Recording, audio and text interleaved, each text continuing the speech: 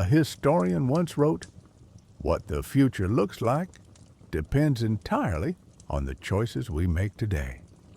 That single thought may be the most powerful way to begin tonight's journey. Imagine it as a path. One split leads toward calm cities, shared resources, and exploration among the stars. Another curves through rising seas, strained societies, and restless change. The beauty is that none of it is fixed.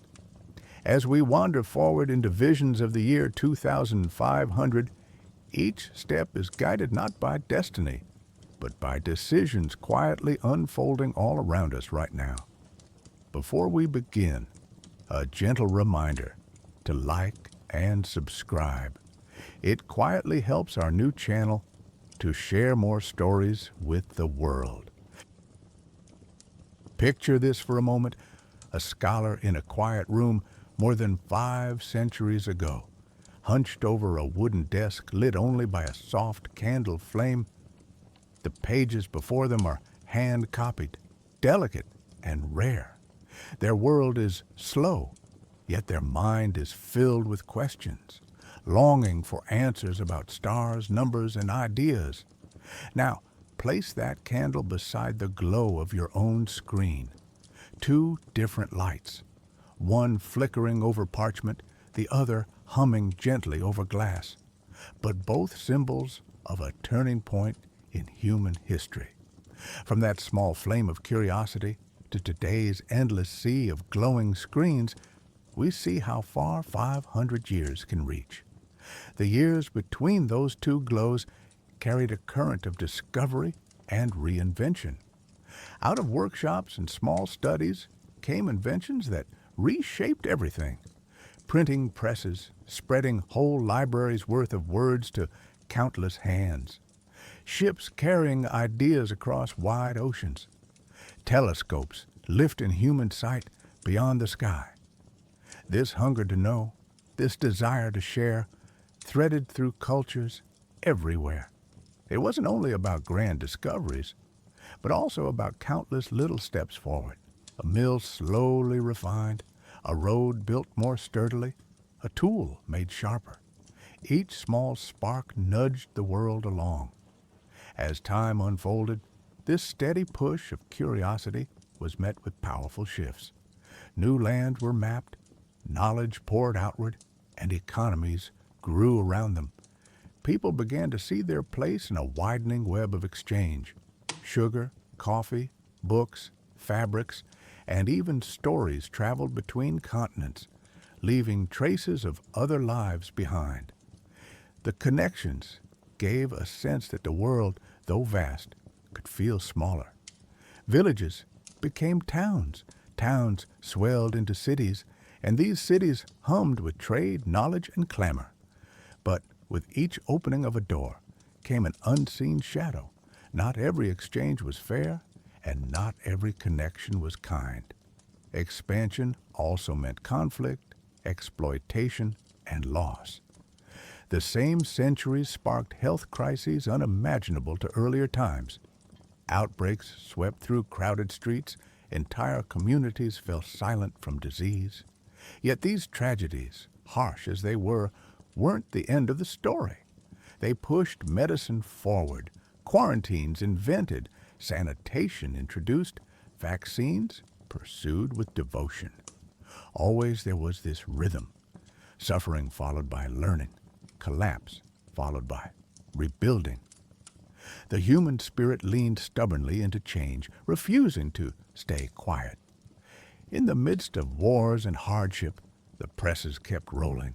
Each new voice added to the crowded market of ideas, like a river branching in 100 new directions. These streams of thought would converge again during revolutions and transformations, when people demanded new systems. Governments rearranged, rights expanded, and visions of freedom cherished. It was never smooth. Societies tottered like buildings under construction, yet bit by bit, the shape of the modern world took form. With the centuries, candles and lanterns gave way to gas lamps, then to dazzling electric bulbs. Streets brightened with a glow never known before. And suddenly, the night was not only for rest, but for industry and play. The world moved faster. Letters traveled down telegraph lines, then across telephone wires, and later through invisible air. In one hand, a feather quill. In another, a buzzing pocket device where messages speed across oceans in seconds. The contrasts still feel astonishing when you think of them side by side. This long march into the modern age became both exhilarating and uneasy. When engines roared to life, they carried opportunity, but also soot and smoke. Trains and cars brought speed, yet also crowded streets and restless noise. The same tools that gave strangers a way to meet could also build weapons capable of destroying whole cities. This dual face of invention has never left us. Technology as friend and consequence, power and burden. Societies carried both wonder and doubt, trusting machines for comfort, but fearing where they might lead. And yet, despite the struggles, humans leaned further into cooperation. Satellites were launched into silent space, orbiting above with instruments that could track storms, map forests, and carry voices through the air. A simple click of a finger could pull down news from across the globe, once the privilege only of kings and scholars. The images of Earth itself, round and whole, against the black canvas of space, touched something deep. Seeing our world so complete, so blue and fragile, gave us a new sense of responsibility. And from that view outward, dreams of traveling beyond our cradle began to take root. Think of that again. In only 500 years, we went from pressing ink onto handmade paper to sending songs, images, loves, and grief through satellites to the other side of the planet in a breath. One scholar scribbled with candlelight, and today a child records a video on a screen brighter than midday sun, reaching millions who they will never meet. Each leap forward seems like a miracle from the view of those who stood before it. Yet each leap also came with unease. Just as the printing press once worried rulers who feared ideas could spread too wildly, so screens today spark debates about attention, privacy, and connection. When we look back, it becomes clear that progress never traveled in a straight line. Wars burned cities, revolutions ripped through empires. A single discovery could reshape economies. Steam once transformed labor. Computers did the same centuries later. Every turning point sowed seeds for the next, yet rarely in ways anyone could foresee. If you asked a Renaissance scholar about a world of glowing rectangles full of moving images, they might laugh or sit in shock. And 500 years from now, what would we think, gazing backward at today? It's tempting to imagine this march of history as inevitable, as though one invention naturally birthed the next. But the truth carries more weight. Choices shaped every step. Leaders, communities, even individuals at desks and in workshops directed paths with the decisions they made, and at every turn there were other possible futures that disappeared like shadows. Once upon a time, printing might have been banned more completely. Once upon a time, electricity might have been less trusted. Once upon a time, networks might have never stretched so far. The world we live in exists because of chosen paths that could so easily have broken away. So as we sit here, centuries forward from that first candlelit desk, we find ourselves in the hum of a digital dawn. Our screens and networks are no longer miracles. They are the everyday fabric of life. And though familiar, they carry with them the same weight of consequence that books, ships, and machines carried in earlier centuries. Technology continues to push and pull at societies, offering opportunities, stirring anxiety, and whispering possible futures that are not yet written. This is why the pattern feels so important. Just as yesterday's scholars carved new paths with both courage and error, we stand in our own turning point. If half a millennium could stretch us from parchment to phones that fit in a pocket, it asks the quiet question, where could the next 5 centuries take us? As history shows, invention may bring light, but the shadows it casts are shaped by how we choose to walk within them. Each leap forward builds surprising landscapes, ones we can never fully predict. But beneath all the change runs the steady truth. It is not fate alone that guides the future. It is choice, choice of leaders, choice of communities, choice of each person deciding how to use or refuse their tools. And so, as we gently close this chapter of memory, tracing the arc from candle flame to screen, let's turn toward the centuries to come. No longer will we speak of empires rising or engines roaring, but of quiet homes that breathe with us, bodies that heal with care, cities that hum peacefully, and voices that travel across planets as though they were next door.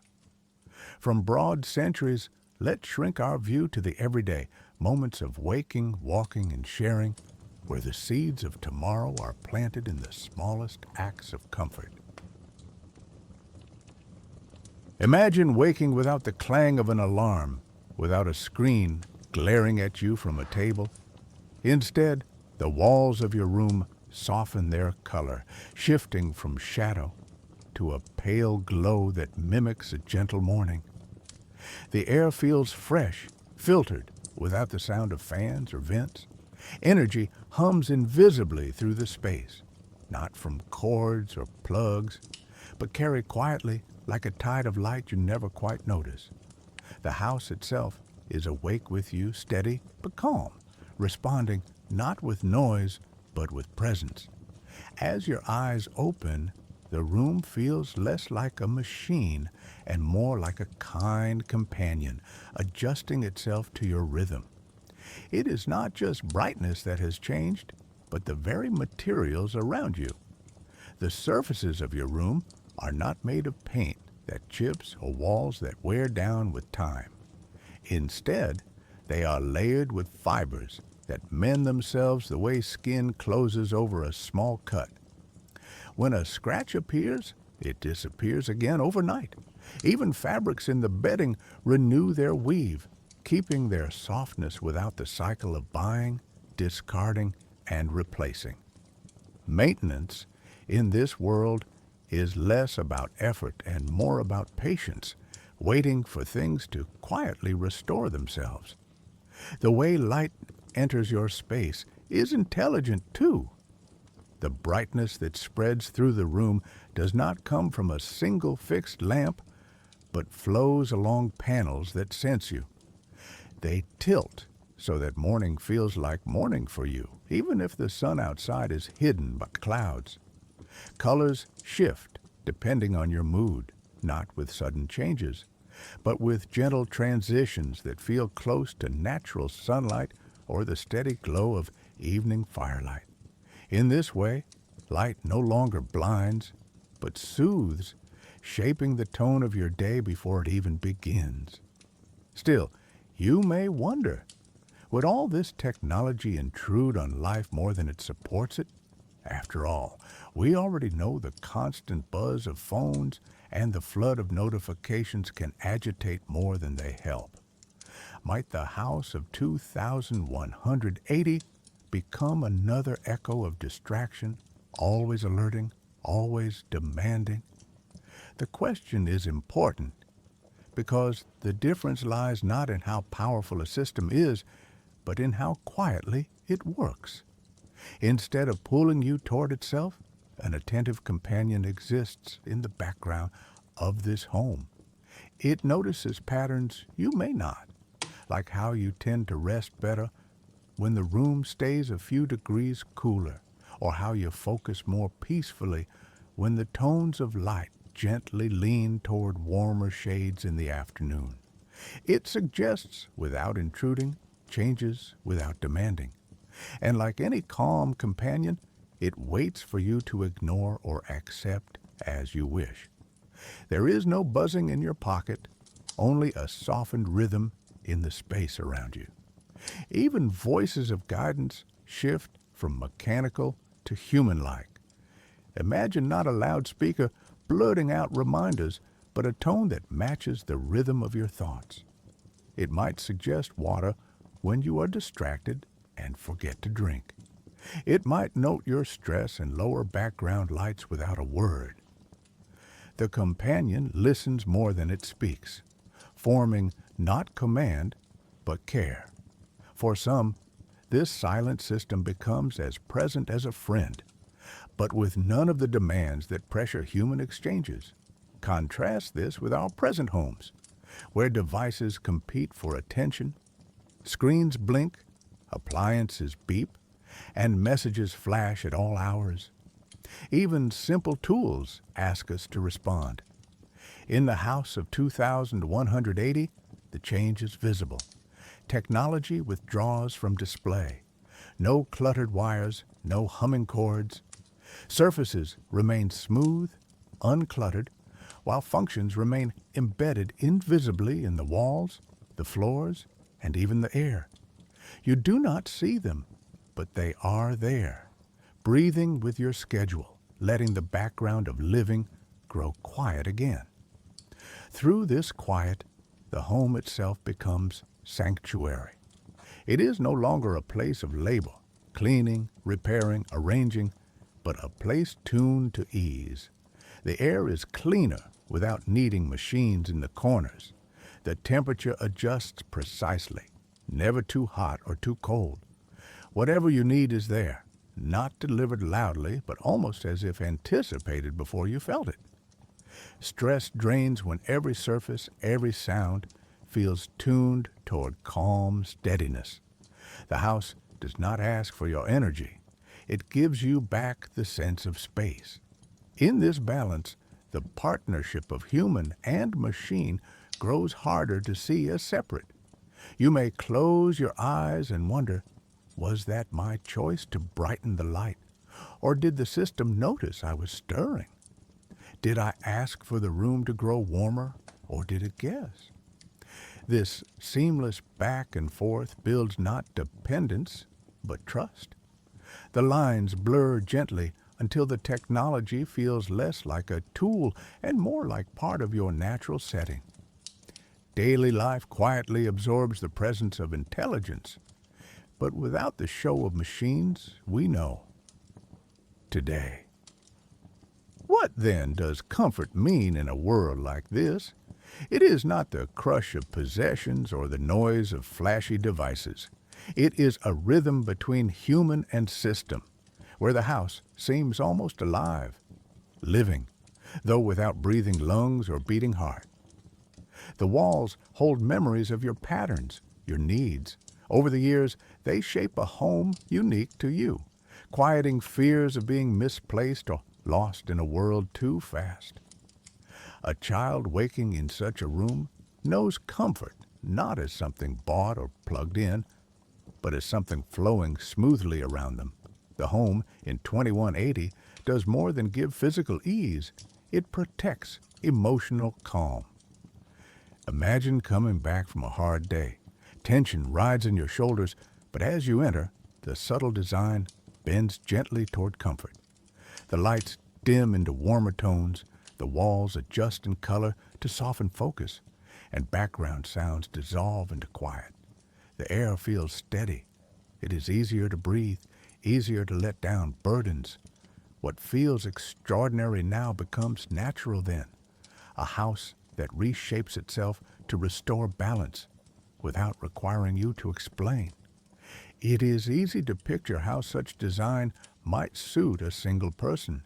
But think of a family within these walls. One member may rise early, another sleep late, yet the space bends to meet each style. Surfaces carry layered responses so that one room glows while another waits in shadow. Patterns adapt individually, but also meet together in common spaces where balance is shared.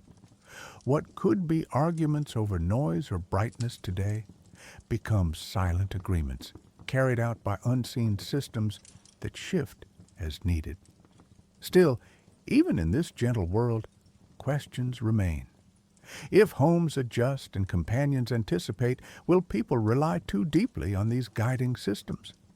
When does intimacy with technology become a mask that replaces human presence?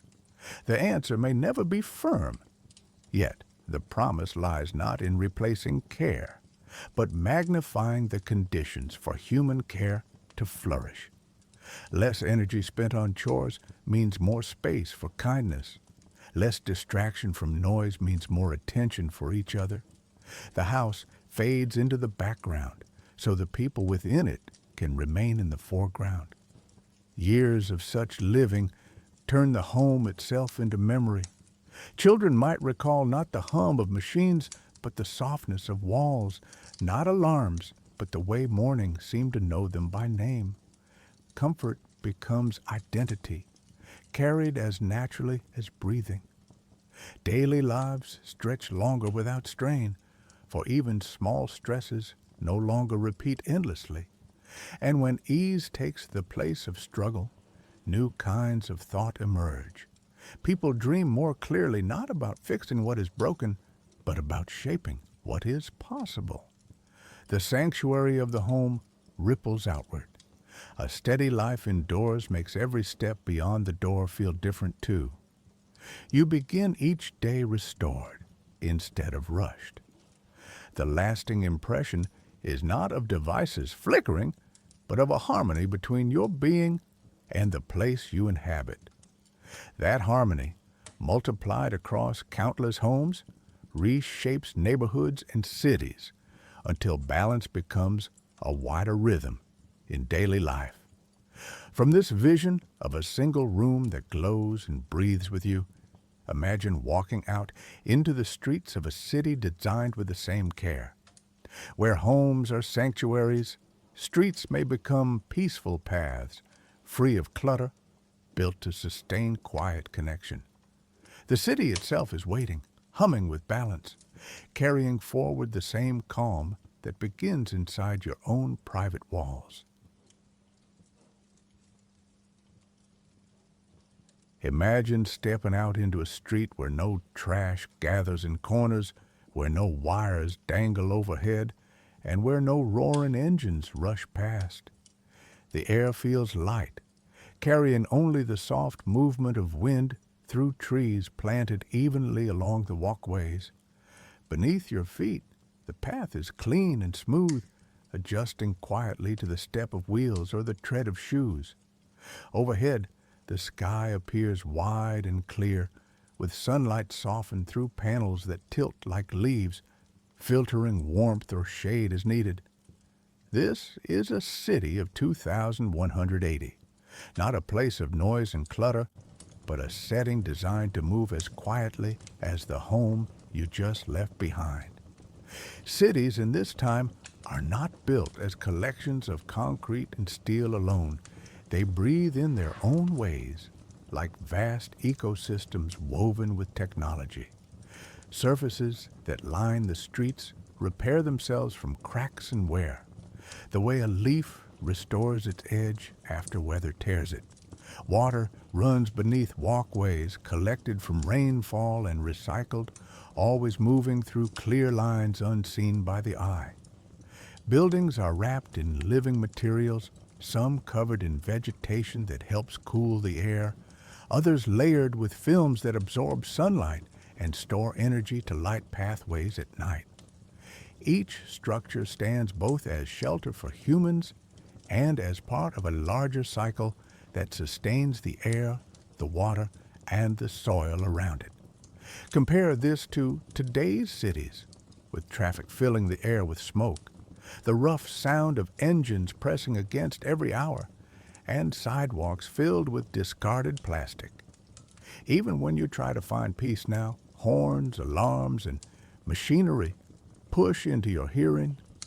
Streets are lined with signs and tangled overhead cables, each one pulling the eye and breaking the sense of calm. We move through worlds where concrete cracks with age, pipes rust, and repairs arrive with noise and disruption. The difference between that and the vision of 2180 is more than design. It is the reshaping of rhythm itself. In these future streets, transport does not intrude. Vehicles move without pilots, guided with precision that requires no shouting horns or flashing lights. They slide soundlessly, weaving through paths that avoid collision, their energies invisible, powered by systems drawn from sun, wind, or sources beyond fossil fuels. Because each part is connected, there is little pause, little halt, and none of the thick clouds that now hang above busy highways. Travelers step into pods or flowing carriages that carry them where they need to go, not through noisy forcing of engines, but through balanced gliding, like leaves riding on a steady stream. Imagine standing still for a moment at a corner within one of these cities. Around you, the air carries a scent of green instead of smoke. You breathe without effort, lungs filling smoothly. Sunlight touches your skin not harshly but softened, guided by cells and panels above that angle to allow comfort at any hour. Shadows feel intentional, placed for rest, and patches of open brightness let the day carry warmth as needed. Even the sound of the wind feels clearer now, unbroken by machines laboring against their own weight. The city becomes a partner in health, not an obstacle against it. Streams of filtered air sweep gently through public spaces, balanced by growth that includes mosses, shrubs, and vertical gardens. Noise, long an unnoticed strain on human bodies, has less presence. Without horns or constant sirens, the hum of life takes on a different tone.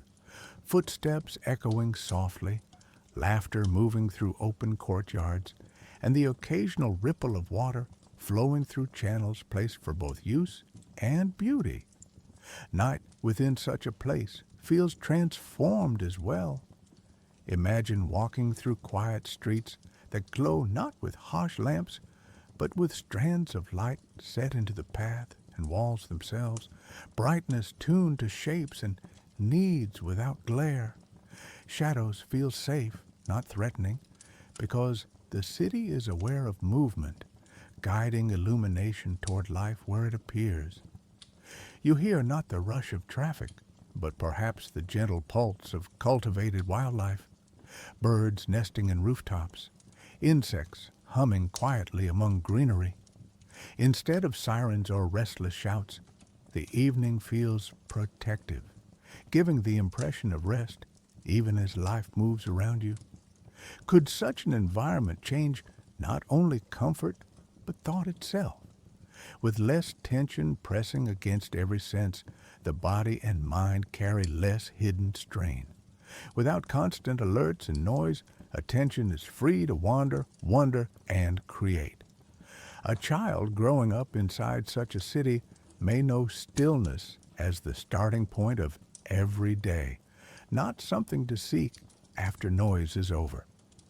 Creativity could flow not as an escape from disorder, but as a natural rhythm of calm surroundings. Anxiety, fed so often today by rush, congestion, and pressure, may loosen when the very framework of a city acts like a quiet companion, urging balance. This design is not intended to impress visitors with spectacle. Towers and neon may still exist in spaces of play, but the core of daily living shifts toward serenity. Automation carries the invisible weight of repair and renewal. When a panel chips, it mends. When a path wears down, its structure fills itself again. When energy moves low in one building, waves from the surrounding grid even it out, sharing resources without interruption. People walk through places that appear always clean and cared for, not through labor of constant maintenance crews, but through the silent action of systems designed to carry that role seamlessly. Think, too, about waste. In this world, fewer cast-offs remain unnoticed. Materials collapse gently back into cycles of use. Packaging dissolves. Clothing threads into compostable strands or regenerates into new fibers. What today fills land with discarded plastic becomes memory, as cycles of production close into clean loops. A bottle drained no longer stays as glass or plastic for centuries. It returns to usable form without human complaint or labor. When streets are free of litter, minds see differently, less burdened by visual clutter, more encouraged to walk slowly and stay present. The social fabric shifts as well. Without long commutes delayed by congestion, more hours return to families, friendships, and rest. Roads, once widened endlessly for traffic, hold more open paths for walking and gathering. Parks no longer fight for narrow corners, but stretch through cities as natural arteries, bringing green life close to every block. Crowded noise of marketplaces fades into softer exchanges, where markets run with calm systems of delivery and companionship, meeting not in chaos but in harmony. Of course, the city cannot eliminate all conflict or all unease. Even within calm streets, questions of equity and access surface. Does every citizen share this harmony equally? Do all parts of the city breathe with the same purity? These are the edges where human choice remains the deciding force. Yet the intention of design guides strongly toward the possibility of fairness. Systems meant to nurture not just the wealthy districts, but every corner with clean air, restorative light, and secure spaces. Picture returning home late at night, walking through those quiet streets. With each step, the path brightens just enough to guide you.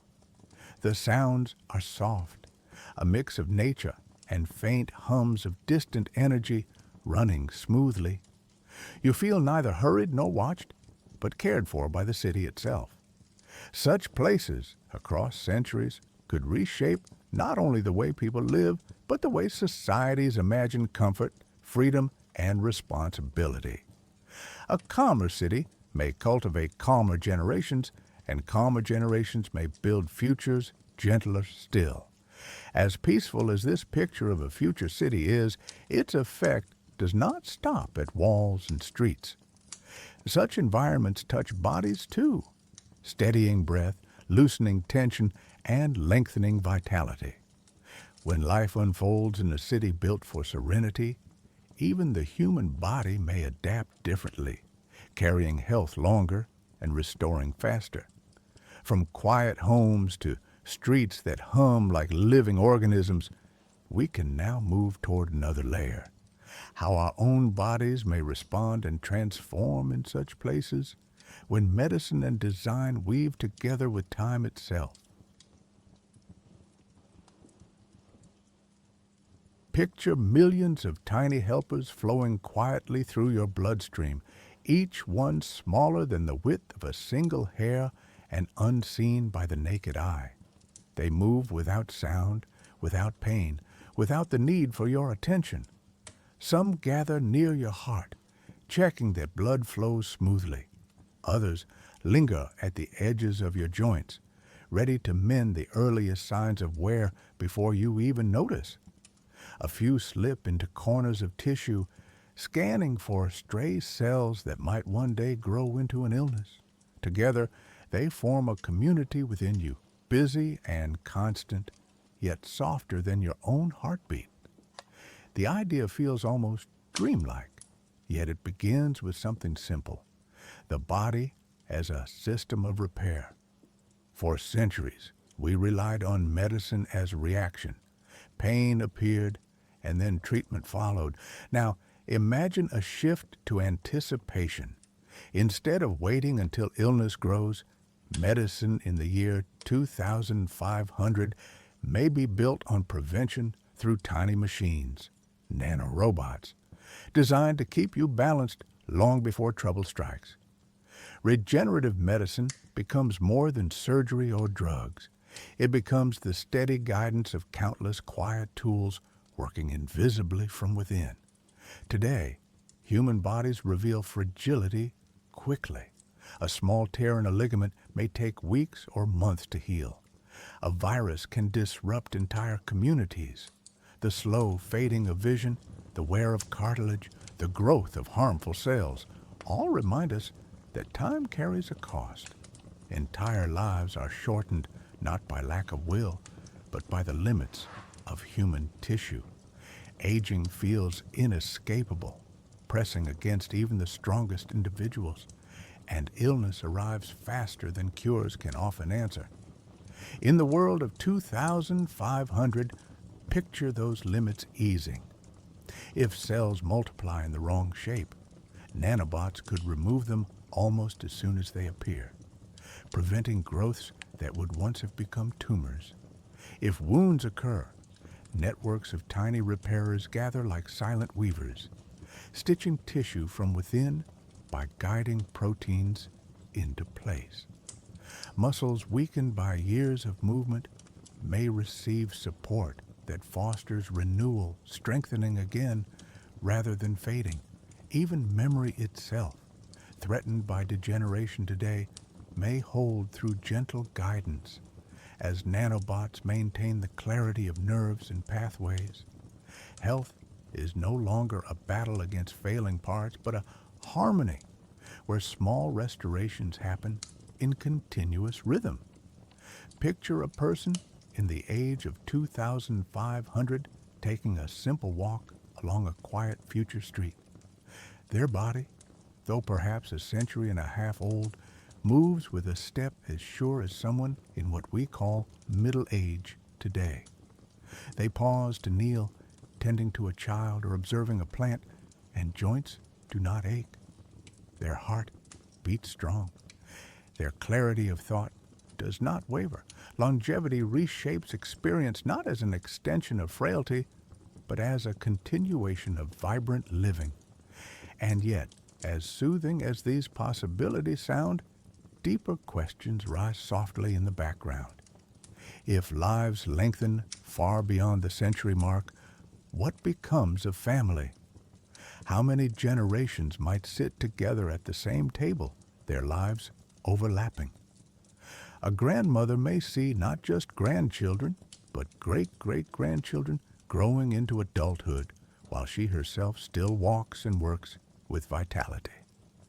Households may span more layers, each generation active and occupying time together in ways now almost impossible. The idea of ancestry becomes something living, not a memory kept in photographs. Still, questions of meaning linger. If a person knows they may live 200, 300 years, how does that change their sense of urgency, their purpose? Goals once tied to short spans of time might stretch more slowly. Education may last decades, not years. Careers might no longer follow the rigid lines of beginning, middle, and retirement, but become lifetimes of experimentation. 50 years in one calling, 100 in another. Identity could shift several times, giving lives the depth of novels told in chapters longer than we presently imagine. There is tenderness in this thought, but also challenge. Sometimes meaning is found because of limits. The idea that time is short presses people to love more fully, to risk, to create even against odds. If that boundary softens, will urgency fade? Or will humans find deeper, steadier meaning, not in rushing against a clock, but in exploring more carefully, more openly, across a longer path? These questions trace the emotional edge of longevity. Health may be extended, but identity itself may need renewal. Consider the way societies may adapt. Populations living far longer could bring pressure on resources, unless systems of sharing grow alongside them. Cities may house people who carry knowledge across centuries, memory bridging eras like living archives. Communities might rely less on constant birth for growth and turn toward longevity as stability, where wisdom persists alongside innovation. With long lives come the gift of perspective.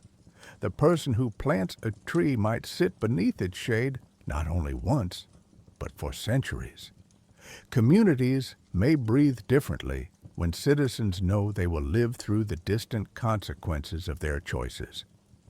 Medicine in this future may not only focus inward, but outward as well.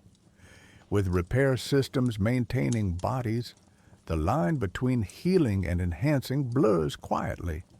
Muscles strengthened beyond past limits, vision sharpened, concentration steadied, not to build superheroes, but to make each daily task less strained. An elderly worker tending a garden, a teacher guiding young students, a traveler exploring other worlds. All retain capability through centuries, not as rare exceptions, but as simple expectation. Health becomes less about avoiding death and more about nurturing balance, allowing time to be a resource shared more equally. Imagine how calm routines might feel under such conditions. A morning waking with clarity, knowing that aches will not limit the day. Evenings where rest restores completely because microscopic helpers ensure the body is always aligned. A walk by a river where breathing is steady, heart even, not from willpower alone, but because fragile parts are tended constantly. The narrative of constant decline no longer governs life. It softens into something more stable, more like an unbroken line that stretches onward. And yet, the human spirit will still face choices.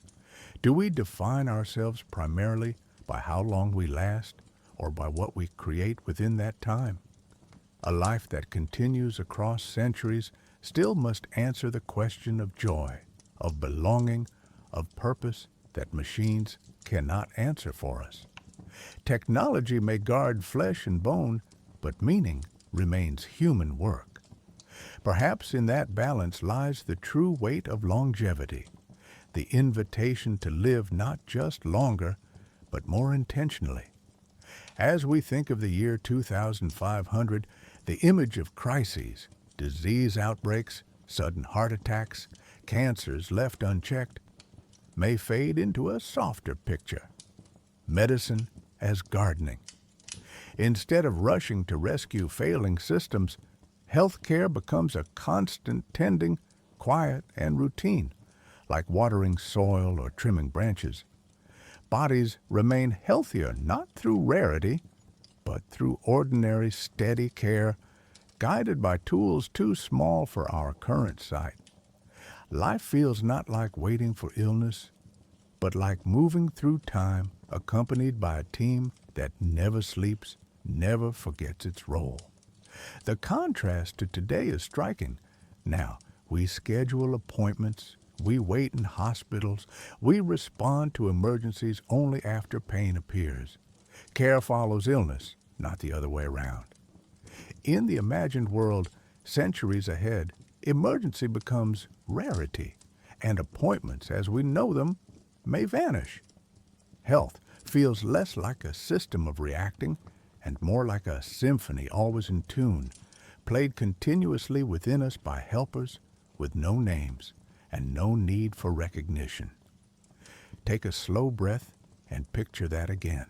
Millions of tiny healers moving through every part of your body, unseen but constant, ensuring your life ticks gently onward with less interruption, less harm, less fear. Not eternal life, but expanded, steadier life. When crisis no longer decides the rhythm, vitality itself becomes the focus. What could humanity do with centuries of health, free of much of the fragility we know now?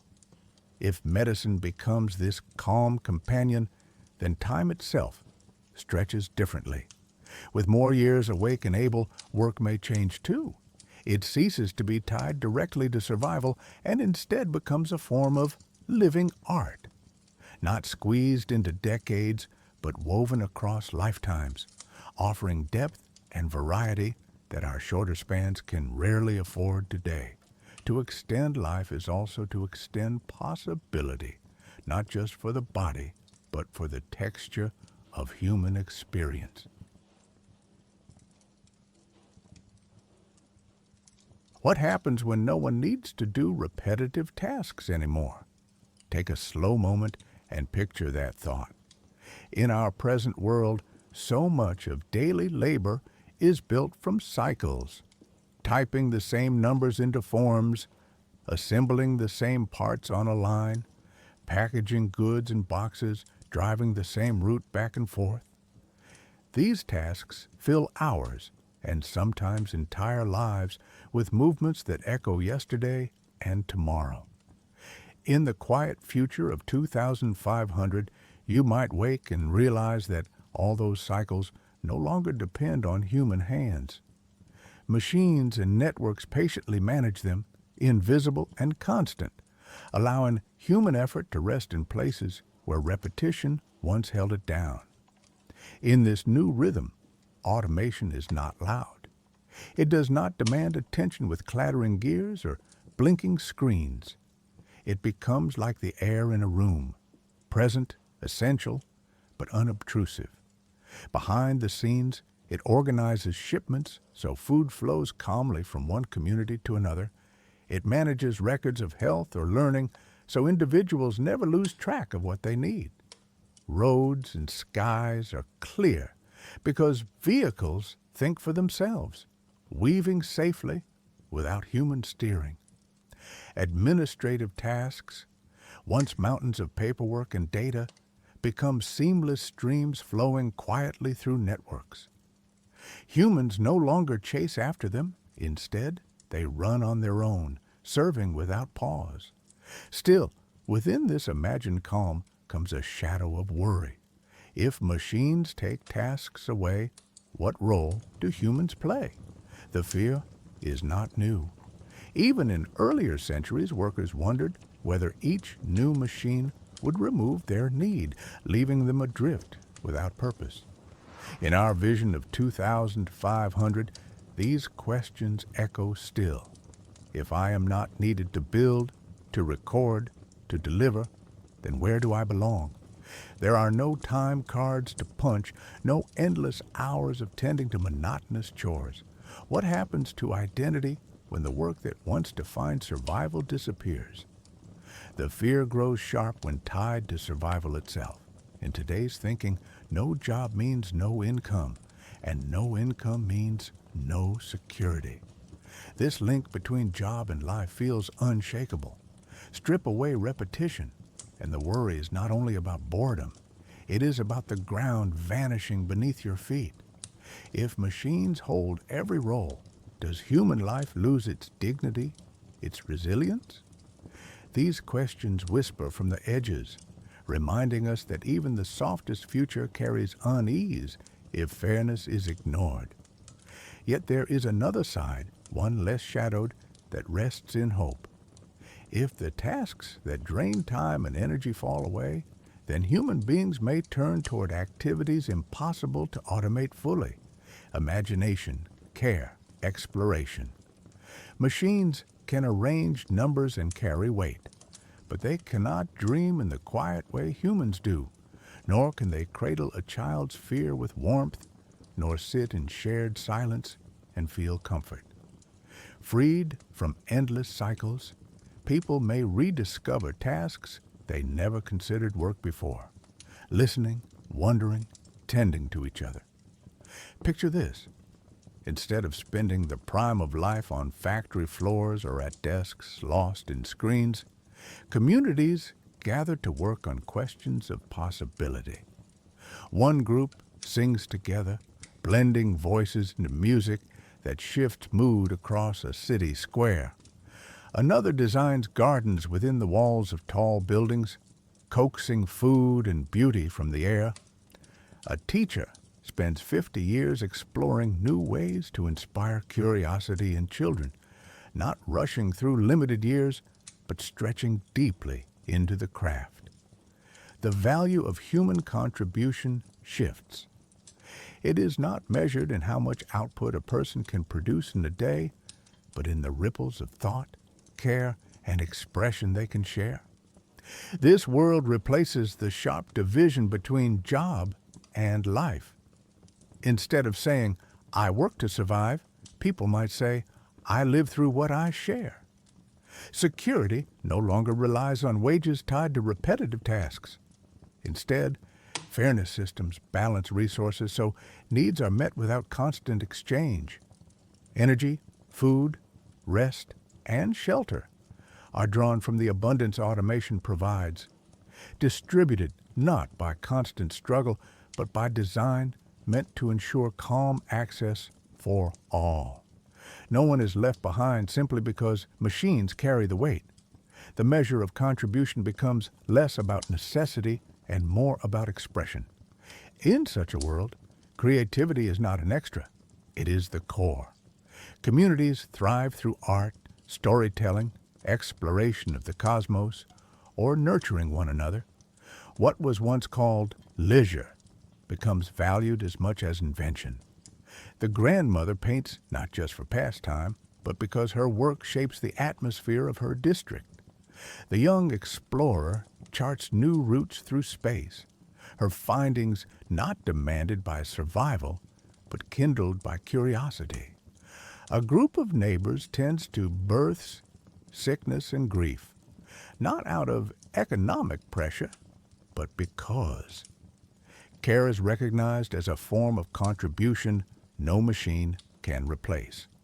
Fairness systems play a quiet yet vital role here. Without them, inequity could grow even in an automated paradise. With them, calm continuity replaces fear.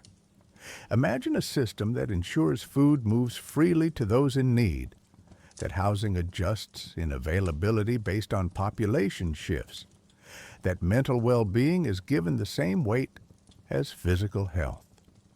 Perhaps these systems are guided by balanced algorithms shaped by human choice, designed not to dictate, but to steady the sharing of resources. Security does not come from employment status, but from the very framework of society, ensuring dignity for all. With survival covered, time itself takes on a different weight. Instead of hours sold in exchange for safety, hours are spent weaving community, practicing crafts that unfold not in deadlines, but in open rhythms. You might rise one day to sculpt, another day to write poetry, another to guide younger generations. Work is chosen, not forced, and its fruits are measured in growth rather than wages. For some, the great projects may stretch over centuries. A mural covering entire city walls, a research study unfolding over 10 generations, a garden grown from soil to forest with human hands guiding each stage. Work becomes a mirror of the self. Some choose artistic creation, others physical exploration, others deep care for the fragile moments of human life. There will always be tasks machines cannot mimic. The sense of wonder and discovery, the empathy of shared grief, the intuition behind art. These remain human, untouched by repetition, glowing with meaning. In this way, work is no longer stripped from the self, but joined to it. This shift transforms community identity too. Towns and cities no longer define themselves by factories or industries, but by the expressions of their people.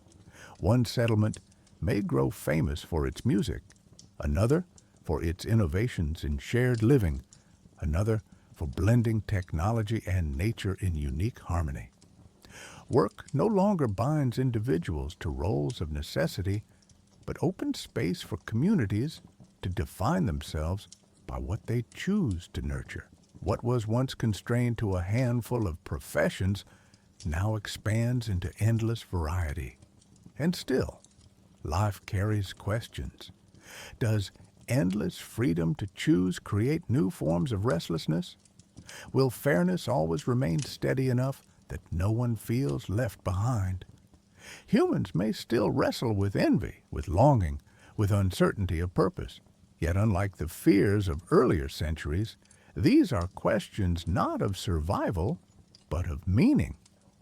To worry about purpose in a calm and secure world is different than to worry about hunger or shelter.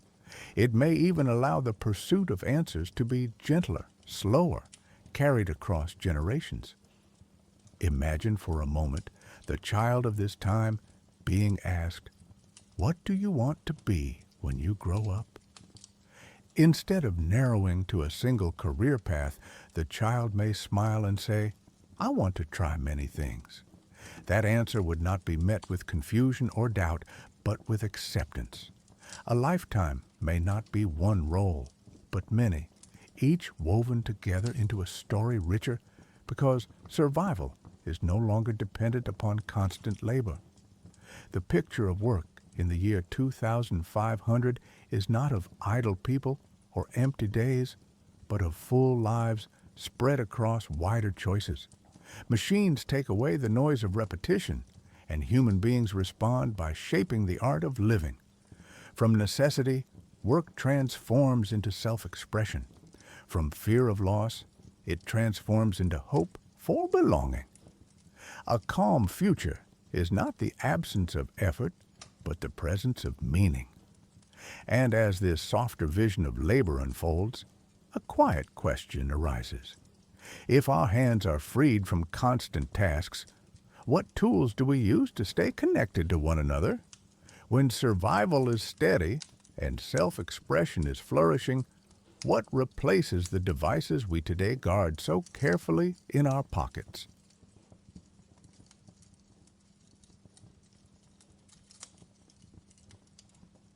Picture speaking to someone across the planet with no screen, no device cradled in your hand, and no glowing rectangle pulling at your eyes. Instead, the voice comes directly, arriving as though it were spoken beside you. Their presence, once trapped inside pixelated frames, now appears fluid and natural. A friend from another world could sit across from you in the same room, though their body rests millions of kilometers away. In the year 2500, the act of communication may no longer feel like contact through machines, but like being face to face, presence unbound by distance. The path to this feeling begins small, as most pathways in history have. The screen that once held images gives way to interfaces stitched closer to the self. Imagine a thin band across the head, or perhaps no object at all, just a quiet link between thought and network. Neural connections, soft and non-invasive, may provide translations of intent into pure signal. Instead of typing letters, you think of the word, and it arrives. Instead of pressing icons, you lean softly toward the idea of calling someone, and the connection forms. Hands no longer hold devices, voices no longer call into empty air. Communication arises quietly, almost as instinct. From these inner signals grows depth. Holographic presence becomes not the flicker of distorted projections, but fluid, almost seamless. The texture of skin, the outline of a hand, the tilt of a head, they reach fidelity far beyond our current imaginations. Picture entering your living space, speaking of your day, and seeing family gathered not through screens, but as shimmering presences, sitting naturally on soft chairs, feet planted on your floor. You may turn, and they remain solid in relation to the room, not shifting unnaturally as today's video calls do. They nod, they smile, the air carries their sound as if it were truly shared atmosphere. Contrast this with life now, where phones dominate our posture and presence. Heads bend, eyes strain, fingers scroll endlessly. People gather around each other, yet remain apart, glued to light that demands attention more fiercely than the real voice beside them. The glow of devices keeps us linked, but often at cost. The cost of gaze, of rest, of genuine attention. Addiction to these small objects reveals how much power they have taken in shaping time. In the quiet future, this may loosen. Connection may no longer hold the distraction of devices, but rather return attention directly to presence, unmediated by glowing plastics. There are subtler shapes too. Imagine thought sharing that bypasses even words. Instead of fumbling to describe an image or emotion, you transmit the shape of it directly into another mind. A picture forms for them just as it stands in yours. A feeling glides gently across like a breeze reaching another skin. For the first time, language may not limit intimacy. What you sense, they sense. What you envision, they picture too. The bridge between two minds becomes wider, smoother, more immediate. Misunderstanding lessens not because imagination is erased, but because intention flows more clearly. At the same time, presence grows richer through simulation.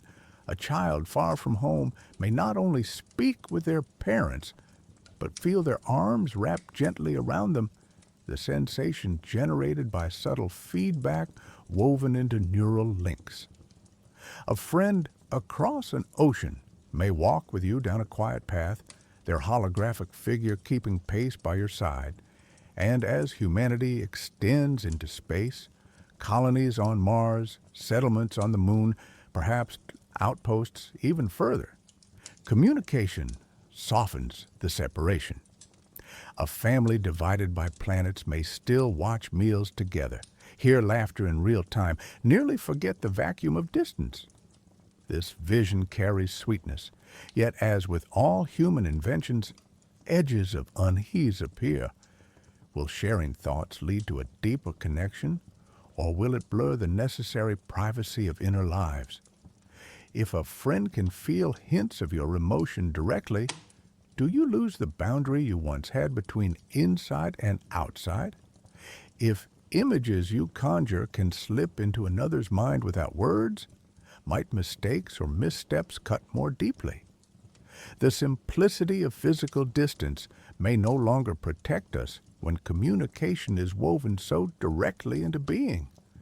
Picture a gathering where no one carries phones, where no one stares downward into glass. Instead, rooms glow subtly with presences, some bodies physical, some visible, yet distant in reality. Groups form with ease, barriers of geography fallen away. But will individuals still crave solitude? Will silence be protected when anyone might, with a gentle thought, reach into your space? Access must be balanced with choice, or else presence may grow overwhelming.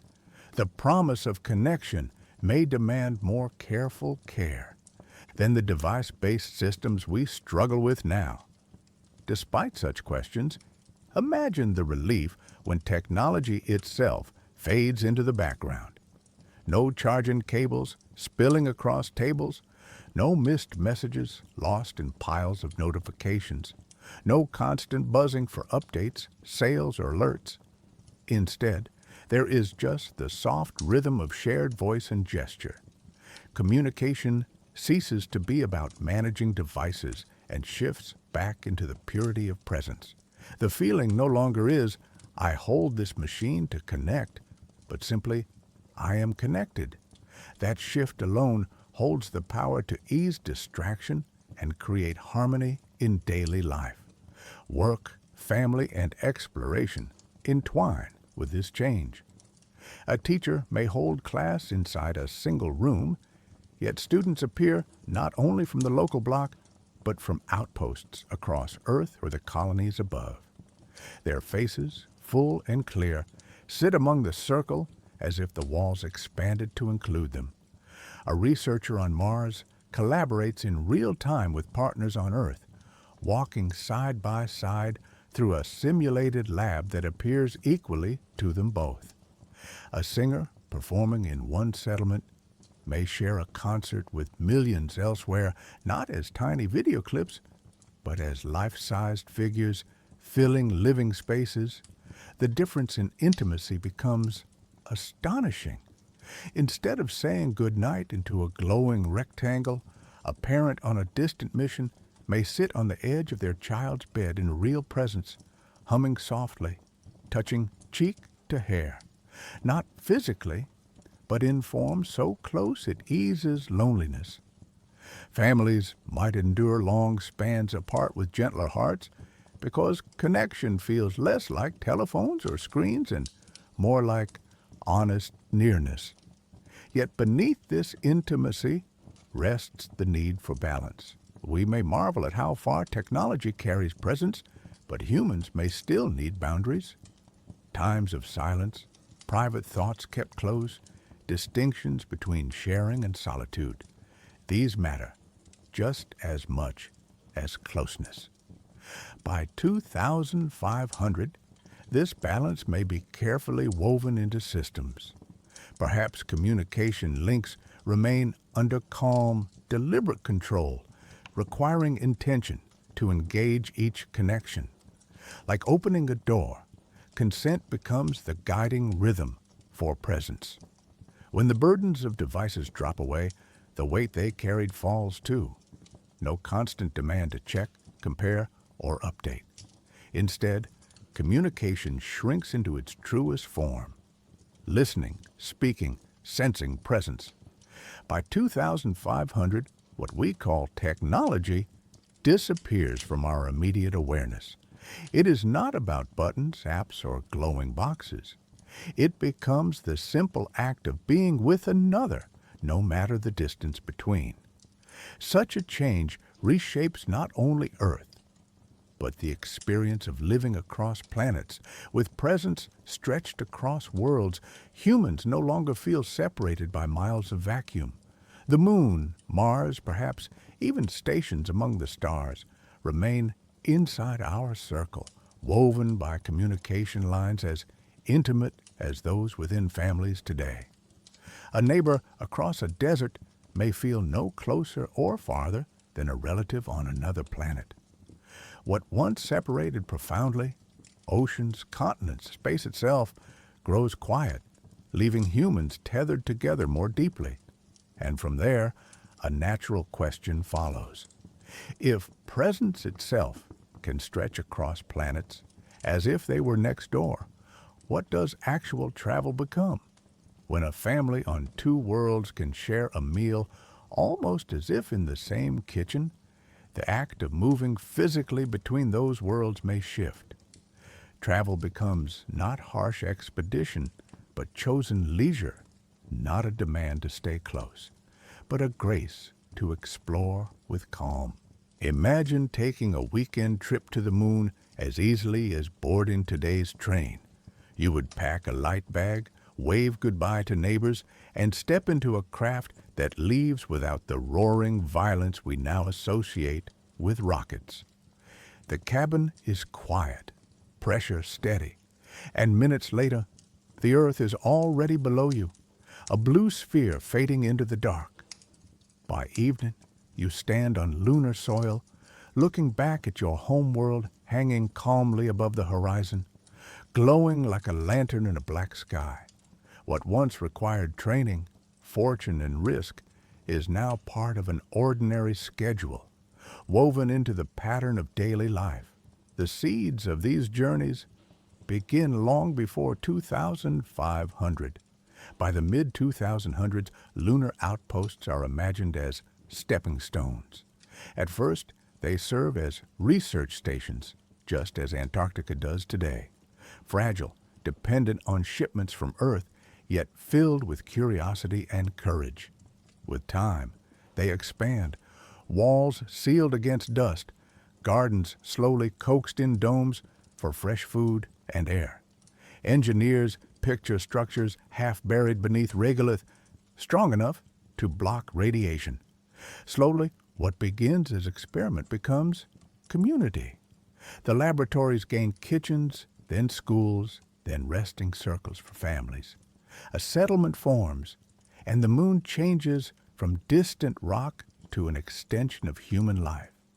At this point, Mars remains more difficult. The distance is longer, the climate harsher, the time away from Earth stretching. But pathways open, small at first. Prototypes of domes glimmer red against desert plains, powered by solar webs spread across the dust. The early settlers are pioneers, enduring long waits between supply shipments. Tourism is still unimaginable then, kept for science and necessity. Yet step forward 3 centuries more and pattern emerges. What started as sparse bases transforms into lively settlements. Humanity adjusts, as it always does, turning survival into routine, and routine into culture. The contrast with today still causes pause. At present, spaceflight is a privilege of wealth and nations. Prices climb into millions for even minutes above the atmosphere. Risks remain high. Engines can fail, launches may falter, radiation poses threat, and supply lines are delicate. Boarding a flight to Mars today is unimaginable for anyone but astronauts trained with rigor. Death remains a possibility at each stage. This is the tension across centuries. Between the fragility we know now and the serenity we imagined then, by 2500, this fragility softens. Engines no longer carry explosive risk, but guide vessels in steady silence. Energy fields protect against radiation, weaving shields invisible around cabins. Travel that once felt like a gamble is seen by children as simply another route, no more frightening than a boat or a train. Affordability follows safety. Networks of transport open fare to wider audiences until even middle families keep budgets for interplanetary visits. Ships no longer stand as luxury resorts for the elite, but as simple carriages for citizens. Imagine stepping off in such a time. On the moon, domes expand wide, some transparent enough to reveal the stars. Gardens grow on layered soil, wires carrying steady power beneath your feet. You walk along paths softly lit by embedded suns, designed to replicate dawn and dusk, offering rhythm for circadian rest. You see children chase each other under artificial shade, not in bulky spacesuits, but in breathable wards. Though nature outside remains hostile, the inside feels serene, an environment tamed into comfort without losing wonder. The earth itself rests in the sky like a guardian, always illuminating memory of home. Now move to Mars. Imagine placing your feet onto soil that has never truly been green. You feel dust shift beneath your step, lighter than Earth, but heavier than lunar ground. Domes here are larger, cities reclining across valleys with air pumped steady inside. Instead of skies painted blue, you glance upward to see faint red haze. Above, wireless suns hang, bulbs larger than any lamp, scattering full daylight across the colony floor. Outside domes, machines tend to fields of hardy crops engineered to thrive in thin atmosphere. The contrast is startling. One world scorched, dry and sharp, juxtaposed with living pockets within domes glowing with warmth, where streams ripple through gardens, where fruit grows beside benches. Floating habitats carry yet another shape. Deep between planets, giant cylinders rotate slowly, creating artificial gravity with their spin. Inside, landscapes unfold sideways, the curve of the habitat carrying forests above as much as below. You may sit in a meadow, look up, and see another patch of meadow turned upside down in the distance. Paths cross diagonally, birds fly through curves, and homes rest, balanced along arcs of habitat rings. These are communities designed not as experiments in survival, but as chosen places to live freely, blending engineering and imagination. In the year 2500, such journeys are ordinary, yet no less wondrous. Students may take class trips across worlds, scribbling notes against windows, showing Mars climbing into view. Couples may decide on lunar weekends, walking hand in hand along soft dust under domes that open for starlight. Families may rotate holidays, one year on Earth, another on Mars, another in orbit. Visits planned calmly and affordably. The human calendar incorporates planets as naturally as countries once were. Think of the emotions these travels carry. What once made headlines, human steps on another world, becomes the norm of childhood memory. A child may laugh remembering not the first flight, but the simple vacation where they played among Martian gardens, sunlight reflecting gently off greenhouse panels. Settlers no longer feel abandoned far from home because presence and communication, as we imagined earlier, tether them inseparably. The journey is no longer arrival into danger, but return to familiar rhythms stretched across greater scales. Yet, questions unfold softly. Will distant colonies hold identity of their own? Will Martian citizens think of themselves as different from those on Earth? Will lunar settlements draw culture shaped by constant view of the blue planet above them? Humanity multiplies not only bodies, but identities, as place weaves itself into language, custom, and art. Mars may cultivate poets drawn to red ruins, while lunar children may sketch constant half-light horizons. A new sense of civilization forms, delicate but enduring. Routine does not erase awe, however. Picture waking in a transport halfway between planets, drifting to a window as stars sprawl endlessly outward. Distances blur when travel is common, yet the sky still holds immensity that humbles. Journeys in 2500 will blend into daily lives, but the cosmos itself remains a silent reminder of scale, of fragility, of beauty, textured across black space. Familiar rhythms may never diminish the quiet astonishment of standing on foreign soil. For humanity, the expansion into travel does not replace Earth, but extends it. Earth remains the original home, rich in oceans, forests, and skies no dome can replicate. But alongside it stand new circles of home, each carrying its own environment and culture. Journeys fold the solar system into a woven neighborhood. A person in 2050 may not say, "I am leaving Earth," but simply, "I am going to visit." The phrase no longer extraordinary, but tenderly ordinary. It is worth pausing on the difference this makes. Today, travel across an airport often leaves us weary, delayed by tickets, luggage, lines, and cost. Imagine instead boarding a craft that requires no boarding pass lines, no fear of turbulence, no cramped discomfort. You sit calmly, weeks pass as days feel safe, smooth, steady.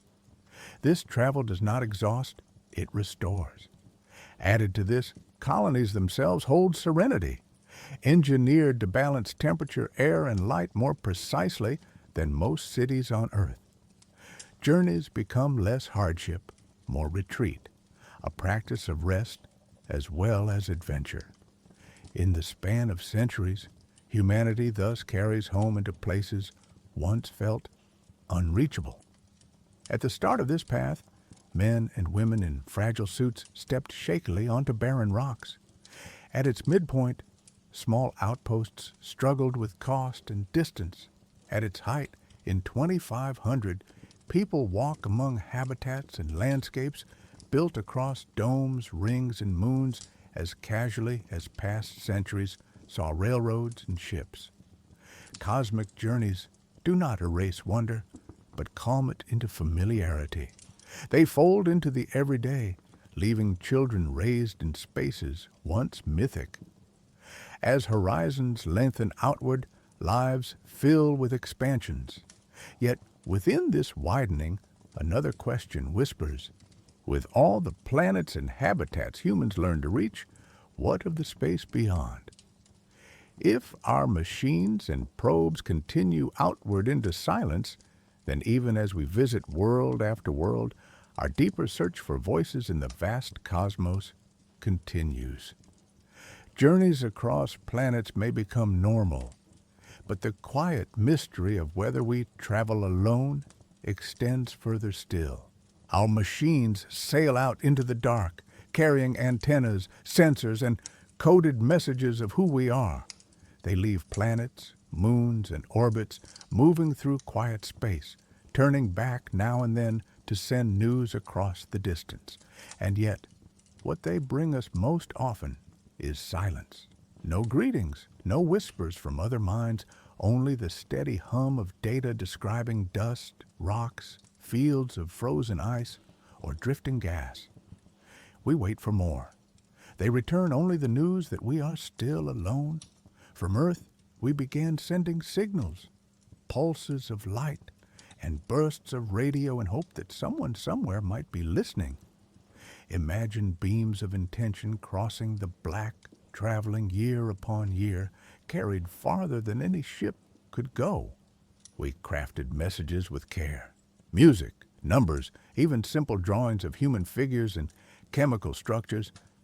When we prepared these artifacts, we pictured curious minds finding them, deciphering them gently, and seeing in them something of us. Yet no sails lifted from the stars, no signal called back across the river of space. The messages continue on without reply. This is the paradox that lingers. In our own solar system, we have grown masters of movement. We place machines on moons. We guide them past giant planets. We engineer orbits that sweep outward like clockwork. Probes continue along their paths for decades, powered by fading cores, silent partnerships of wire and code. As they travel, they bring us maps, images, and the patterns of distant storms. They confirm we are not blind in the cosmos. Yet beyond our neighborhood, where other voices might be, silence reigns. The more we discover, the clearer the quiet becomes. We know stars shine by the billions, each one carrying a chance at planets. Some worlds rest in ranges where warmth is neither too much nor too little, places water might flow and life might find a shape. Some hold air or clouds or hidden oceans beneath shells of ice. Each new discovery widens our list of possibilities, yet each telescope confirms too that the distance is immeasurable. We collect data, lists, models, coordinates. We know where worlds may circle, and in each report, the silence endures. People have long called it a puzzle. If life feels possible across so much expanse, why have we heard nothing? Why so quiet? Our signals extend year after year, but perhaps the universe is vast enough to swallow them whole, making each a drop in a dark sea. Or perhaps life arises rarely, brief sparks that fade before voices can travel far. Others imagine civilization so old they turned away from noise, choosing instead to remain hidden, or so busy tending to their own world they never send light through the void. Each explanation is only a guess, and none erase the pure, steady quiet. Still, the silence is not empty. It carries its own lessons. Look up at the stars and remember every story, triumph, struggle, and dream we know has taken place on this single world. From oceans to deserts, from mountains to cities, our entire human memory fits within the boundaries of Earth. The quiet of the universe centers us, reminding us of how singular this home is. Instead of answers, the silence gives humility. We are not yet sure if we are unique, but we know we are fragile. Imagine standing in a field at night, stars overhead, sharp and calm. You breathe, and for a moment, you feel the echo of that cosmic quiet. It is not threatening, not cold, but vast beyond measure. Silence itself becomes companion, urging us to pause, to feel the gift of being awake on this small planet. We chase answers, but sometimes the unanswered itself gives us strength. Inside this silence lies anticipation. If the stars do not send greetings, perhaps we look inward and realize the task remains our own. The future is not secured by contact with others, but by how we guard what exists here. The eyes we lift toward the sky rest in bodies tied to air, to water, to food from soil. That silence above is a mirror asking us to care more for what we already have. The probes, though they travel endlessly, do not complain. They carry data and slip further, steady against endless night. Their silence is also gift. They remind us of patience. Distances in space are far larger than lifetimes, and many journeys will complete only long after those who launched them are gone. Signals traveling now might not be heard until generations upon generations pass. The silence may simply mean we must learn the rhythm of time differently, slower and wider than ever practiced before. Yet this reflection does not erase longing. Humans look outward because curiosity pulses in us the way heartbeats do.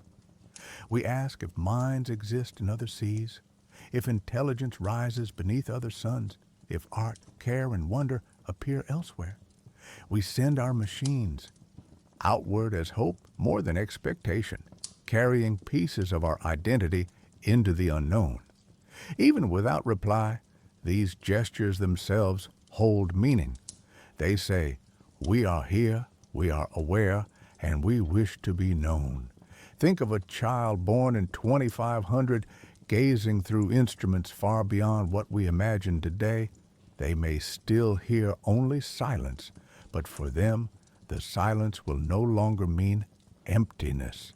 It may grow into a steady assurance that humanity's role is not diminished by the lack of voices. Instead, it tells them their culture, their art, their care for each other holds all the more importance. Each small kindness ripples not into a crowded cosmos, but into one where perhaps no other human-like presence exists. This weight could mold values more gently than any outside discovery. So while the search continues, the quiet supports reflection. Perhaps in listening for others, we learn more carefully about ourselves. The questions we aim outward. Are we alone? Are we unique? Return inward, reshaped as, how do we live together? How do we sustain this fragile planet? Silence in this way becomes guide rather than barrier. The awe we feel before the cosmos need not depend on confirmed voices. Mountains of gas storm far beyond us. Nebulas fold light into ripples of color. Galaxies turn like silent wheels across eternity. Mystery remains in abundance, and the lack of answers can be calming. We are not held as small pieces in a crowded chorus. We are singular, and singular things may carry beauty no less deep. Picture again the probes, silent in their drift, each one farther from home than any human has ever gone.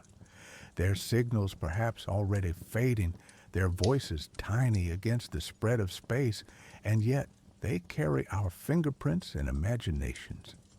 We lose sight of them eventually, but they continue their long arcs, testimonies to a species that wondered and reached.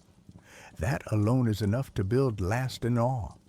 If no voices greet us across lifetimes, the meaning may shift fully toward the choices within our own sphere. The quiet of the cosmos does not tell us what to do. It only leaves space for us to decide.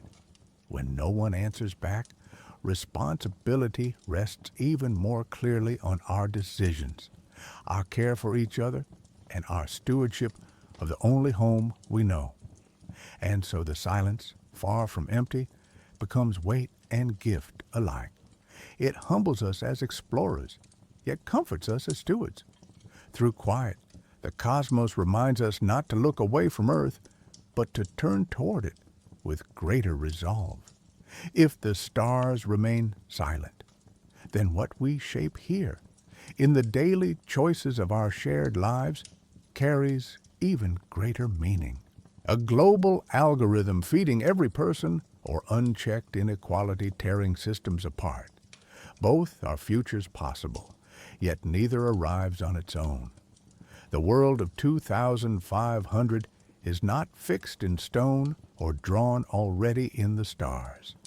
It lies across uncertain branches, each shaped by the choices of people who lived long before its arrival. One path shows a network of systems sharing food, water, and care without interruption. Another shows advances in technology that serve only a few, while unrest grows louder as resources grow thinner. It is not destiny that decides which branch we walk, but the collections of quiet actions taken early now, layer by layer.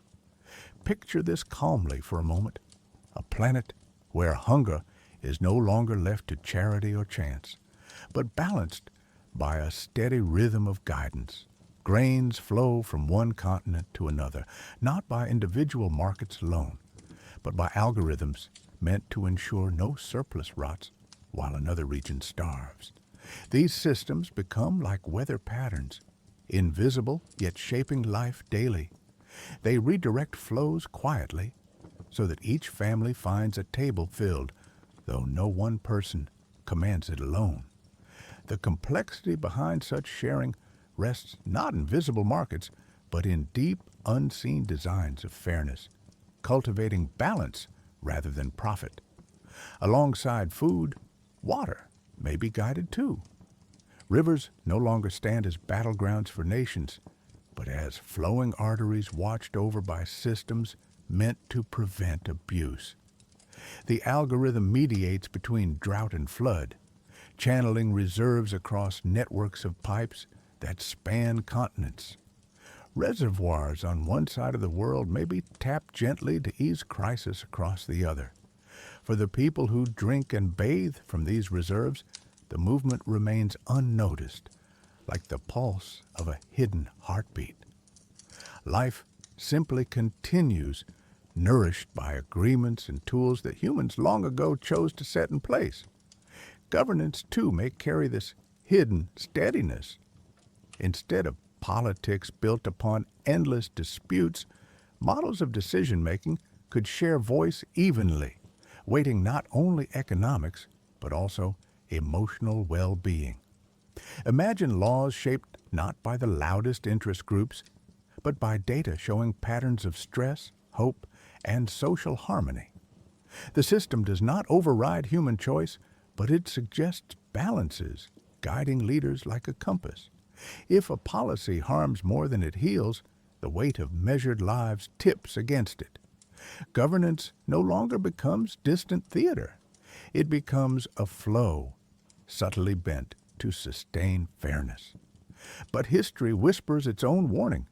For as long as societies rose, imbalance followed. Empires grew, but so did exploitation. Technology spread, but access remained uneven. Sometimes the very advances meant to improve life widened divides between those who owned them and those who did not. In different corners of history, unrest followed predictably. Too much burden on one side, too much privilege on the other, and society tore itself apart. If 5 centuries brought both wonders and wars, then the next 5 surely rest upon the same fragile balance. Picture 2 paths unfolding. In one, the tools of automation and abundance serve to narrow gaps. In another, those same tools entrench power, leaving most outside. Both are plausible, both as possible as the other. Balance rests not in machine intelligence itself, but in who guides its intention.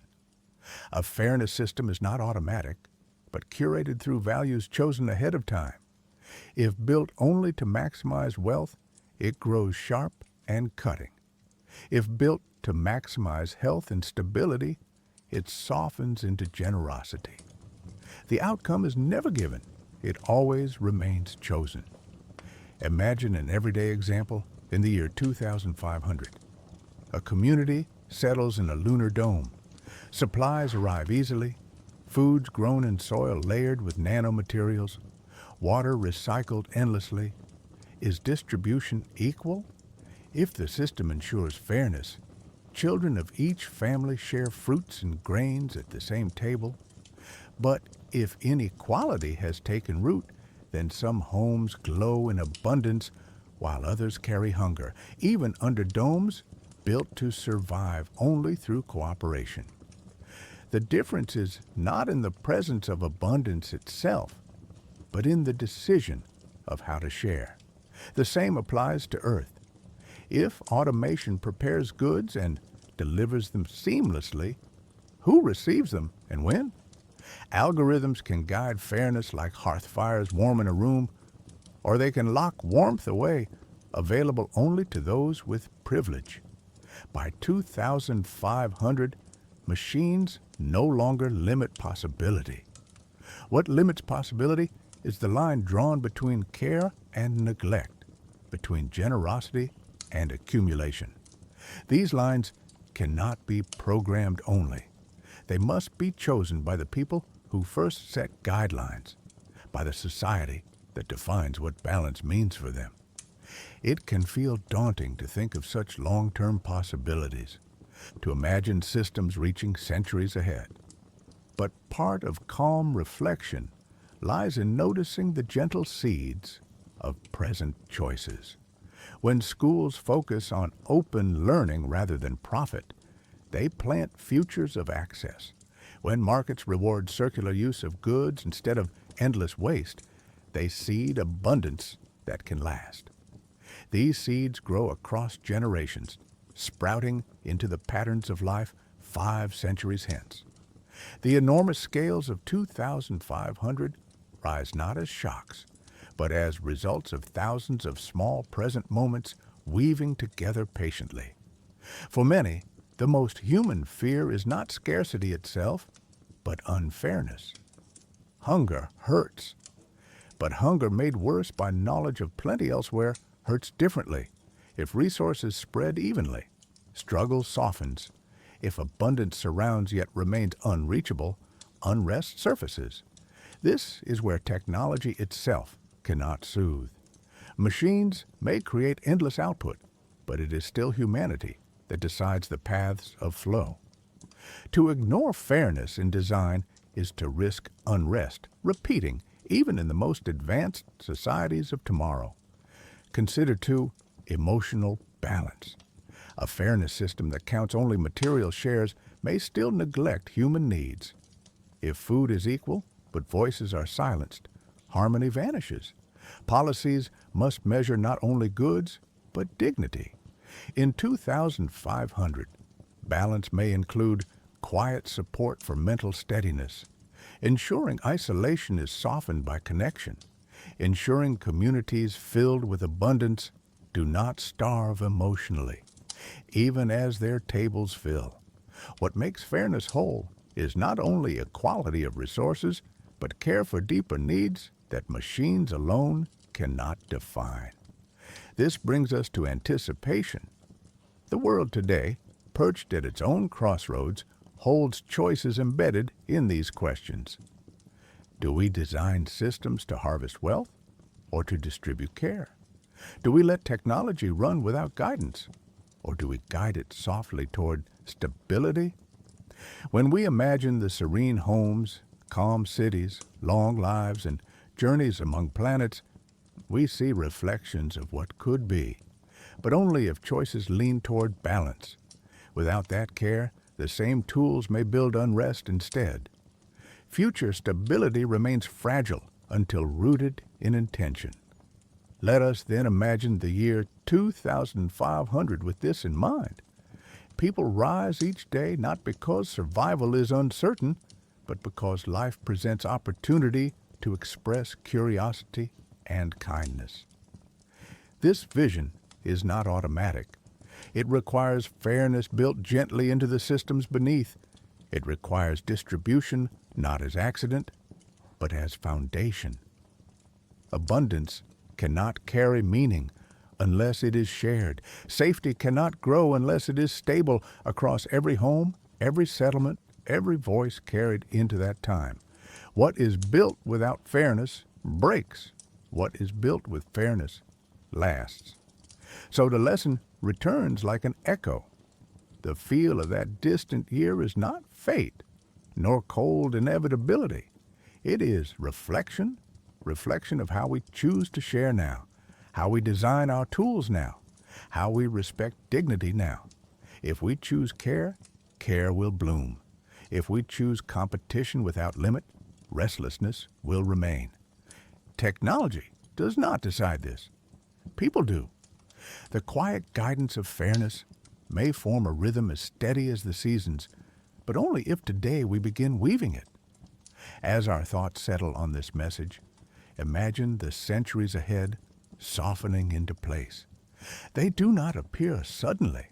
They grow from acts, intentions, and values lived daily. When systems rise in the future, they carry the marks of what we do in the present. This reminder is gentle but weighty. The story of the year 2500 is already being written softly now in the patterns of our choices. The year 2500 is not fixed ahead of us. It rests gently on the decisions people make in ordinary hours, in the smallest habits that ripple outward. Every choice adds weight, shaping a world that will one day be called history. We can nurture curiosity in learning, offer compassion in daily encounters, and choose practices that honor the balance of Earth. These quiet seeds, tended across generations, grow into futures of calm and dignity. As you rest tonight, picture tomorrow not as unknown fate, but as a landscape waiting for careful, thoughtful steps from all of us.